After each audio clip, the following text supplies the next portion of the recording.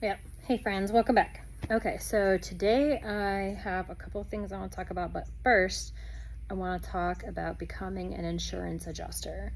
I know this sounds like totally off topic or whatever, but this is what I have been working on for the past couple of months.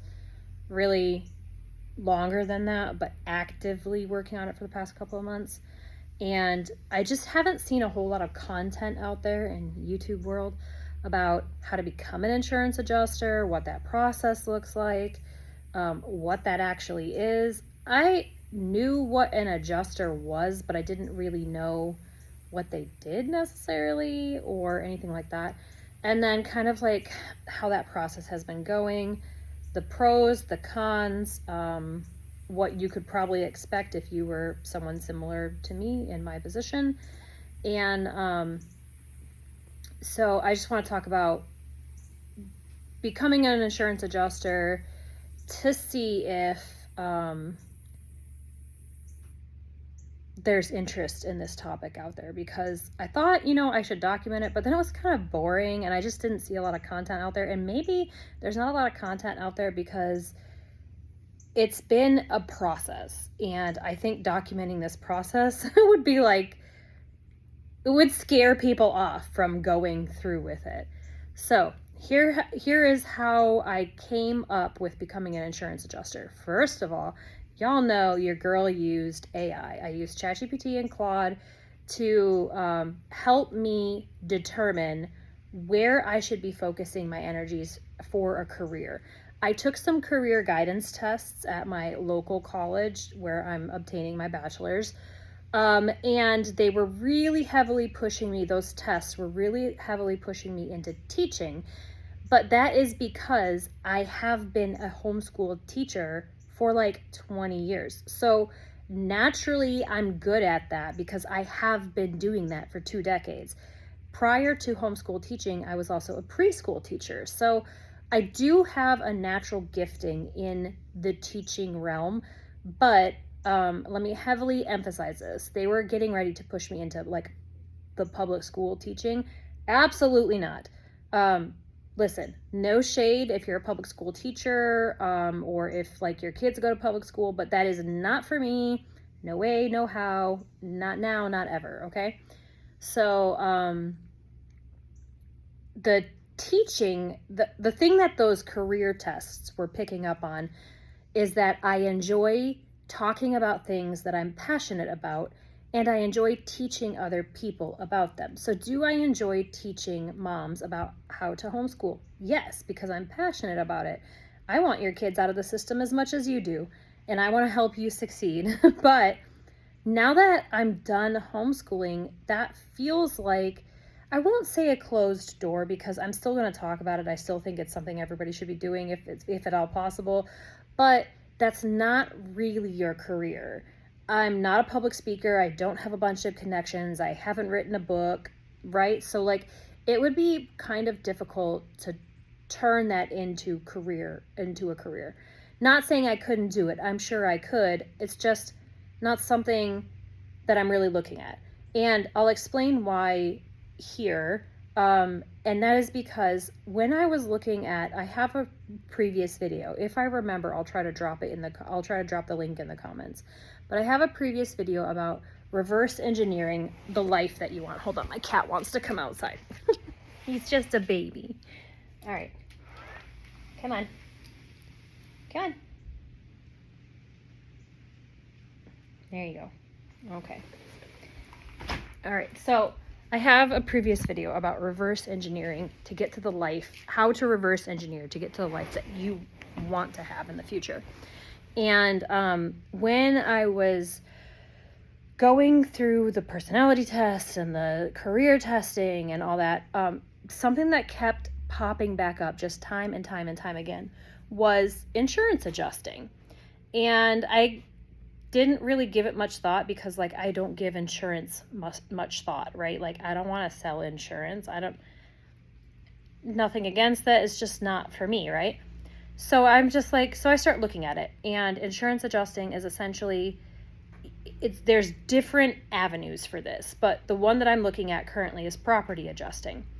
And what that is when someone experiences some kind of loss, let's say you have a pipe burst or there's a hurricane or you have hail damage, then someone comes out to your property, they inspect the damage, they write a report for the damage, and then that report gets turned in to your insurance company, and the insurance company, based on that report, is and based on your insurance policy, is I apologize. There's a house being built like behind us, and there's just trucks coming and going, so you're gonna hear construction noise. I'm really upset about this house being built behind us. We should have bought that property when we had the chance, but we did not. This is our fault. And I'm not gonna edit the video, obviously, because I don't edit videos, so you're just gonna hear real life. Okay, so anyways, an adjuster is the person who comes out to the property and looks at the damage and writes the report that gets turned into the insurance company. And then based on the damage, the report, and your insurance policy, that tells the insurance company how much to pay. So there's several different types of adjuster. You can be a private adjuster, an independent adjuster, a staff adjuster, a public adjuster. Like, there's several different routes to go here. And so it felt like there was initially a lot of optionality, and that actually became a problem later on, because I was like, I don't know what I'm supposed to be looking at here. I don't know what would fit my personality the best. I don't know what would fit my skill set the best, right? And then inside that, there's so many other avenues. Like, you could be an adjuster who looks at houses or commercial properties or cars or people's bodies or workers' comp claims or crops, ships. Like, there's 1,000 different types of adjusters out there. So it just seemed like there was a lot of optionality and a lot of freedom inside those different options to figure out what was going to work best with the life that I'm attempting to create. And the reason that I think adjusting kept showing up on that list time and time again is because there is a lot of optionality and freedom. So you can be an independent adjuster and essentially set your own schedule and decide where and how you want to work. You can be a staff adjuster and essentially work for a company as an employee and have like a 9-to-5 sort of schedule, right? So there's lots of different avenues inside this adjusting. And it can be very lucrative, even at the level where you're not independent. Now, when I was doing the research on this, it seems like the people who were making the most money were going to be catastrophe adjusters. Those are people who, see, I'm so mad watching these dump trucks dump off dirt for this house that's being built behind us, and I'm just so angry about it. Anyways, so like when I was looking at the money aspect of it, the people who make buku money as adjusters are working in like commercial properties for large loss, and they're working in catastrophe situations like California wildfires or major hurricanes. And the reason that they're making so much money is because they're just turning claims. Like, they're working a ton. These are not people who are like sitting around doing nothing. So when I was looking at that, I'm not looking to make 6 or 7 figures. Listen, if the Lord blesses me with that, fantastic. Thank you, Jesus, right? But I'm not out here looking to grind, 7 days a week, 40 hours a day. That's not the life that I'm attempting to build. I don't want a soft life where I'm not doing nothing. But I also do not want a life where my entire world is consumed by the job that I'm doing. So, there's like a sliding scale. Like, you could be working in that sort of catastrophe situation or large loss situation, or like very niche things, and making an absolute ton of money, but you're going to be traveling a ton. You need all kinds of training and certifications, and you need somebody to take a chance on you as a nobody. And I wish that would have been communicated ahead of time. Yes, you can make a ton of money, but unless somebody's going to take a chance on you as a nobody, you're not getting hired anywhere. So when I was looking at that, I was like, okay, listen, there are claims trainee positions out there. And initially, a year ago when I started looking at that, the claims trainee positions were mostly for desk adjusting. Things like learning how to adjust auto losses, like vehicle losses, accidents, things like that. Or learning how to adjust workers' compensation claims, those kind of things. And initially, those would have been a really good fit for me, because I think lifestyle-wise, a work from home sort of situation would just work for me really well. Not that I'm against going out into the field, because I'm not, especially to gain experience. I can do hard work in a sprint for a long time. I can do it. But I think like just the appeal of a desk job, not necessarily because it's a desk job, but more because it's like home-based, was really appealing to me. But I started applying to those training positions and realized, and every single one of my applications would get rejected. And so I went back into like the qualifications list to see why my application was getting rejected, even though I had a lot of the qualifications. And the one thing that all of those, the one thing that all of these have in common is that I do not have a 4-year degree. And every single one of those training positions was asking for a 4-year degree, so a bachelor's degree. Did not have to be in any particular thing, just had to be a bachelor's degree, or 4 years of experience in the field. And this is the mind-blowing thing to me. If I had a bachelor's degree, I wouldn't be looking at a claims training position that doesn't pay enough money. What? You want to go back inside? And if I had 4 years of experience in the field, I wouldn't be looking at a training position. So like, it's bonkers. It's bonkers. The only thing that I can figure is that these companies, so like a couple different companies, just off the top of my head that I applied with, were like Frontline for a training position, State Farm for a training position, and maybe Allstate. I don't know. I went down a massive list. I applied for legitimately every single training position I could find in it, and I didn't care in what claims capacity, right? But every single one of those applications, other than maybe 2 or 3 that I haven't heard back from yet, were rejected, and immediately rejected. Like, this was not somebody looked at my application and then decided that I wasn't a good fit. This was an auto rejection, because like the Frontline training positions that I applied for, I met all the qualifications other than the 4-year degree or the 4 years of experience, and it was rejected like that. Like, I got an email within minutes after applying that they have carefully considered my application and are moving on with other candidates. And like, it's so shady. I just don't like it.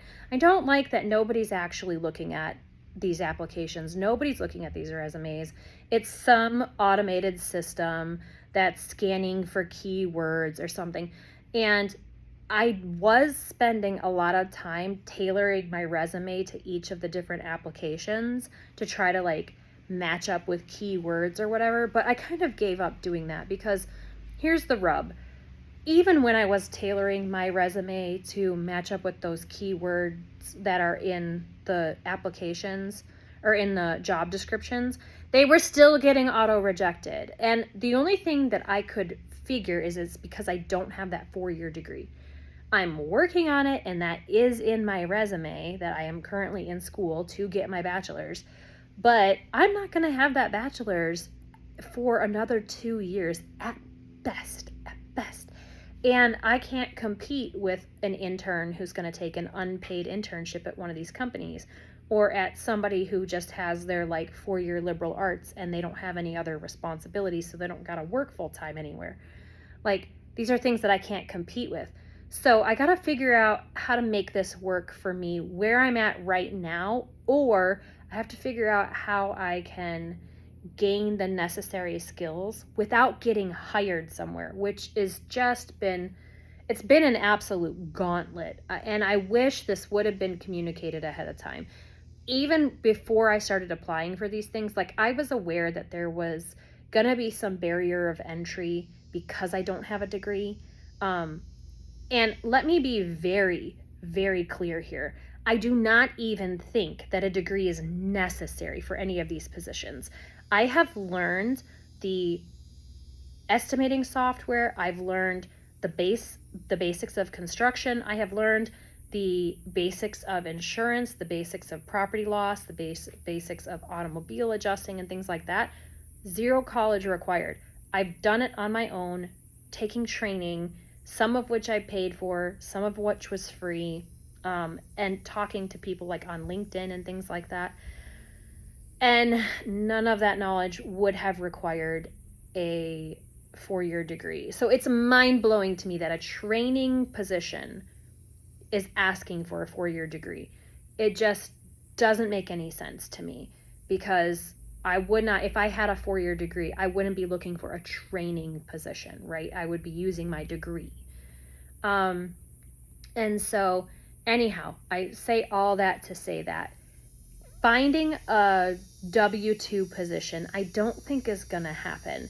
I don't think that the companies that are currently hiring trainer, like people that they want to train for claims, I don't think that's going to happen for me. I think I don't have the resume that those companies want. They want an intern, essentially, somebody who will either work unpaid or at very low pay, and work their way up, which I have no problems with. If I was in a different life situation, that could be an acceptable sprint for me, right? If I was 18, freshly out of school, could take an unpaid internship, like that, it would be a different conversation. So no shade at people who are able to do that, but that's just not my situation. And that's probably not the situation of the majority of people who are considering adjusting. So getting a desk job or a staff job is probably not going to happen for me in the near future. Now, that's just like statistically speaking, right? So, these trucks. So, the thing that is most likely to happen is that I will get put on some CAT deployments. And in order to be deployed for catastrophe adjusting, you have to apply with catastrophe firms as an independent adjuster. So you have to have your home state adjuster license. For me, that's Florida, because that's where I live. And you can only get deployed for states where you have licenses. So Florida has several reciprocal states that they are willing to license, or that you can just take the Florida adjuster exam and then get your license for other states. And I think it's like 27 states or something. But here's the kicker. You have to pay for each of those licenses. So if I want to get sent on a hurricane that's happened in Texas, not that there's no hurricanes out there right now, right? But let's say I wanted to get sent out to Hawaii to adjust for the hurricane that they just had. I can't, because I don't have a Hawaii certificate. I don't have a Hawaii license. In order to get one, I have to pay for it. And I don't even know if Florida and Hawaii are reciprocal. Maybe they are. I'm not sure. I haven't looked into it. But in someone in my position, I'm somewhat privileged because I can just pay for those licenses. But if you were a brand new adjuster and you didn't already have income coming in, you can't just shell out thousands of dollars for all these certifications and licenses. And that was not very well communicated when I started. Now, I knew that that was what was going to happen because I had done a ton of research, but in some of my certification classes, I see these younger adjusters who are just starting out, and they're in the same boat that I am. They're just starting out, but they're younger, so they don't have the life experience. And they thought that getting their license and getting a couple certifications would make them employable, but it doesn't. It's just not, that's just not how it works. And so, like, this has been a process. And I'm gonna apply for my like golf state licenses. In fact, I have a couple of them already in the works, and I'm already taking more certifications and things like that. But I have a little bit of disposable income in which that I can do that. And if you didn't have disposable income, I don't see how this would even be a potential for you. My goodness, if they could just leave. I think this guy is a new truck driver because he just like really did a thing. Anyways, they are here, I'll show you.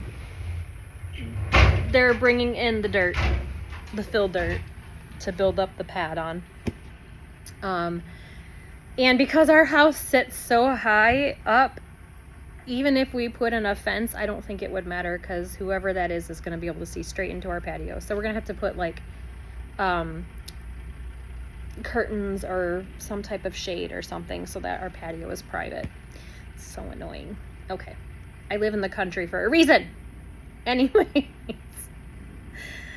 whoever it is, I hope that they're perfectly nice people and they're willing to put up a fence. Okay, so anyways, there was just a lot of stuff that hadn't been communicated, or even when I was researching. A lot of the stuff that, something that I wish that I could tell somebody who's looking at becoming an adjuster is be careful, because a lot of the content that's out there is from training companies. And not that means it's bad content, it's not, but be aware that these companies are trying to sell you their training courses, and they make it sound like if you take their course, you're gonna be employable right away. And maybe on paper that's technically true, but unless there's some kind of catastrophe happening, you're not actually employable. And new adjusters are not getting sent out on daily adjusting claims. That's old adjusters, people with tons of experience under their belt. And because you're somewhat independent in this sort of situation, finding someone to mentor you, like finding someone to job shadow, finding someone to like impart their wisdom on you, it's a gauntlet. It's so hard. It's so hard. I cannot explain how hard this is. So like don't think that you're gonna get into adjusting and someone's just gonna be like, oh, come, I'll take you under my wing and I'll show you the ropes. No, they won't do that, because technically you would be competing with them for these claims, especially in the current environment that we're in right now with an El Nino, where bad weather isn't happening on the East Coast.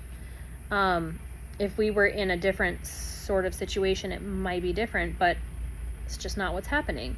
So I have made some really good connections on LinkedIn with older dudes in the industry that are willing to give me some advice. But like, these are not people who live nearby me, so I can't just join them on their daily route to see what adjusting a property claim actually looks like, to know if that's going to fit me or not. So I'm just kind of having to like apply to everything, do everything, and throw everything at the wall and hope that something sticks. And that was not the thing that was communicated by literally every single training company out there that I looked at.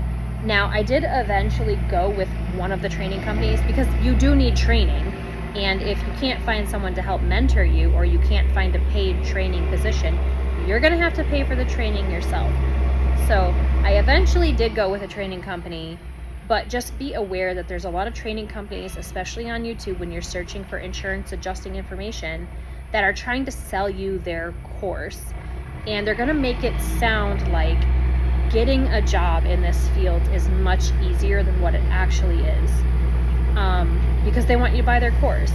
It's a little bit of a pyramid scheme, if I'm being like honest.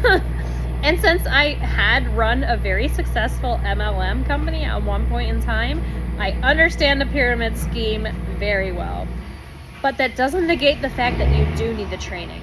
So I'm not going to say who I went with or anything like that, because I'm not really endorsing them. I think my training was good. I don't have any issues with it. I was able to pass my exam on the very first try, and I didn't have any issues there either. But just be aware that if you're looking at insurance adjusting, especially in the property or catastrophe side, that it is very difficult to get hired, at least where I'm at. Maybe if I were in, I don't know, California or Minnesota, where there's like a lot of disasters happening currently, it would be much easier. But because it's been quiet in Florida, nobody's hiring for training positions. Now, I could take the California exam and get licensed in California and then fly out to California with a catastrophe firm and adjust out that way. But that also means that you're fronting your flights, your hotels, your unpaid time, which like right now I might be able to do for a short while, but I couldn't do it for months and months and months and months and months while I'm gaining experience to do daily adjusting back at home. So like I'm kind of in a catch-22 sort of situation. And I understand that not everybody who is looking at it adjusting is going to be in the same situation that I am. So I'm trying to make smart moves. I'm trying to make smart certifications. I'm trying to take smart courses that moves me a little bit closer to getting that daily adjusting or the desk adjusting or the staff adjusting positions. Unfortunately, I don't think that's going to happen until I have my degree. So I have to be doing something in the meantime, which means I need to stay in my part-time jobs, which they both pay okay, and I like both of them enough. So that's good, but it's not moving me closer. Neither of those jobs are moving me closer to the experience that I need for the job that I actually want to be doing. So for right now, I feel like I'm kind of stuck. And I didn't see anybody talking about this online, about like, I've read all these articles and I've seen all these comments on LinkedIn about like, oh, there's a massive talent gap coming down the insurance industry pipeline, especially within claims and adjusting. And half of the workforce is going to retire, or 20% of the workforce is going to retire by 2027, and that's going to leave a massive gap and blah, blah, blah, blah, blah. And that's all fine and well. That's all whatever. That's all gravy, right? What nobody's talking about is that at the bottom there's a funnel, right? And so at the bottom of the funnel, you have all these old timers in the adjusting industry who no doubt earned their stripes, right? Who no doubt took the grunt work and got deployed and did all the things, and they've definitely earned where they're at. I have no doubt that that is true. But at the top of the funnel, you have all of these new people trying to get into adjusting, and there is no path between the two options. Your path is cross your fingers and hope that something bad happens somewhere and you get sent on a plane and you have enough money to be able to afford hotel and food and flights, or driving across the country for a month or two before you get paid. Like, that's the training path. Have you lost your mind? Do you not live in the same reality that the rest of the world lives in? Because that is not a legitimate training path. Even for someone who is crazy desperate, that's not a legitimate training path. And then the idea is once you get deployed on a catastrophe, you just learn by getting thrown into the fire. And if you don't learn fast enough, guess what happens? Your firm kicks you out and says, don't come back, and you don't get any more work. So you've just spent all this time and money earning these licenses and certifications and flying or driving out to Timbuktu, and then you don't know how to do the thing because nobody's willing to actually train you, and then you don't know how to do the thing, so you're not efficient and you're not good at it, and then the company says, sayonara, you don't get another chance. Like, oh my gosh, no wonder there's a talent bottleneck. Is anybody seeing what I'm seeing? Like, it's crazy. How can you expect? I want to learn, right? Like, I want to learn, and I can't be the only one.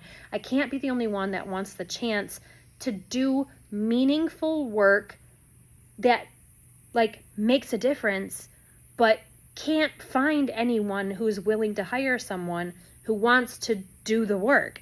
So it's just like, okay, so I've got to take a chance on a catastrophe deployment that may never happen. It may never happen because I don't know anybody, and I'm not like friends with an IA farm roster. So I can put myself on 50 different rosters, but if in the next 4 years a catastrophe doesn't happen and I don't get deployed anywhere, it may not happen. I may never get deployed anywhere. In the meantime, I still have to work these jobs. I still have to do my things here at home because I don't have the luxury of just taking off, like just dropping everything and going. So like, of course there's a talent bottleneck. Of course the industry is experiencing major shortfalls. Like, it is not surprising because for anyone with one working brain cell, you can see why the industry, especially claims and adjusting, doesn't support reality. Like, what do you want? Do you want a person with 4 years of experience and a 4-year degree, or do you want the person who's actually going to go out there and do the work? Because I just, like, clearly, there's a disconnect. I don't know the answer, but I do think that anybody who's looking at getting into insurance adjusting should know these things. You should know these things, eyes wide open, going in, that it is not as simple as what the training companies will make it sound like it is. So you can do all the things. You can get the certifications, you can take the classes, you can get your license, you can apply to all the training positions, and it may not, in fact, statistically speaking, it will not actually land you paying work.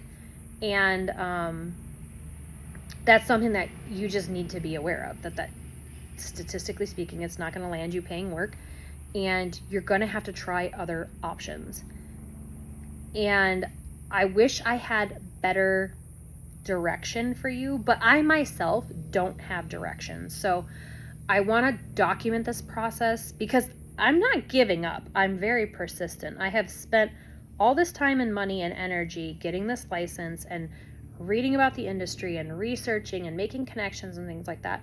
So I want to help anybody else who is out there looking at becoming an adjuster to look at the reality of the situation, to say, okay, maybe this will fit me in the future or whatever, but maybe not right now, or maybe right now this is a great time because I have all this extra time and money. I don't know. I don't know what the answer is. All I know is that what the data says about the industry and what the reality on the ground is are two very different things, and I don't know how to make them match up. But if you feel the same way, I'm glad you're here. Leave me a comment if you're looking at becoming an insurance adjuster, or if you are an insurance adjuster and you have some advice, I'd really like to take it. So far, the advice has been to find like adjacent positions, like administration or whatever. Trust me, I have applied to hundreds of positions that are adjacent to claims, and it's all the same story. They want like 4 to 6 years of experience for like entry-level positions, or 2 to 4 years worth of a degree in business or something like that. And I just don't have those qualifications on my resume. So here we are. I'm working towards them. I'm going to keep working towards them. But also, like, getting the adjacent position, getting the administrative position at an insurance company doesn't actually net me the experience in claims. It gets my foot in the door at an insurance company, which I understand. There's value in that because then you can move from there to claims and work your way up claims. But it's not actually teaching you the claims experience that you need to get the claims job. So, like, I don't know.